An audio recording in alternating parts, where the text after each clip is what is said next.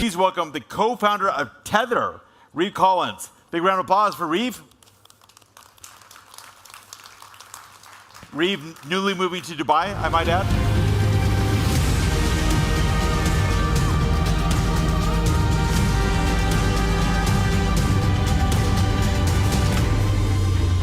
Energy for Reeve.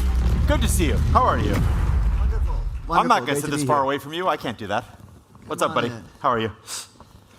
Good. Really happy to be here. It's a wonderful venue, lots of production value, great stage, and the show outside is really impressive. Is this your first blockchain life?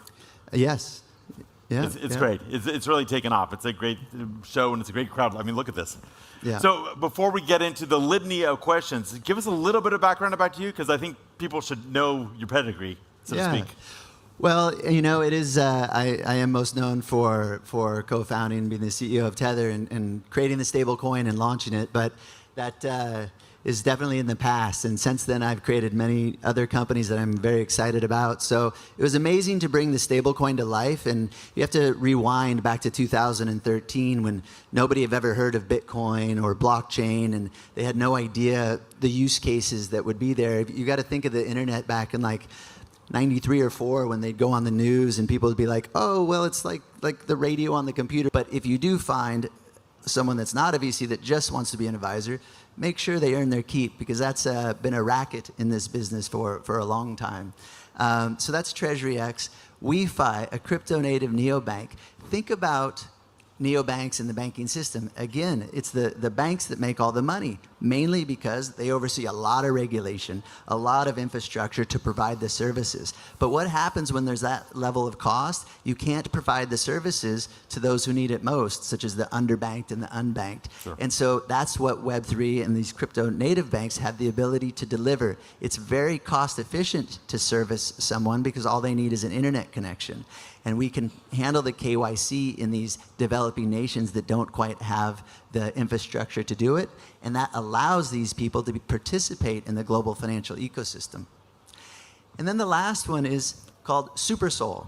It's a Solana L2. And when we talk about Solana L2s, everyone's like, well, Solana's entire pitch was we don't need an L2. And it is very scalable, Solana, and it's very cheap. However, it's not always reliable, and it's not actually scalable enough for the use cases in the future. So SuperSol is future-proofing Solana, and it's bringing a lot of new use cases to the table for transactions that would typically be off-chain. So I was sharing with a VC just the other day, a good friend of mine, about this, and he was like, why would you do a Solana L2?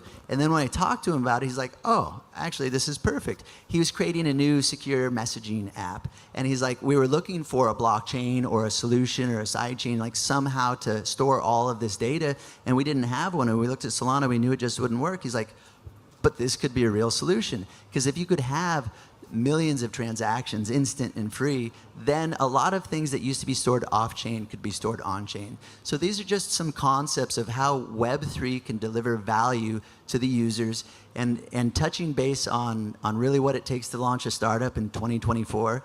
It's truly just the passion and the belief and the ability to go out and, you know, get kicked in the teeth a few times, but just stand up and make the company happen. So amazing. Let's give a big round of applause for Reeve.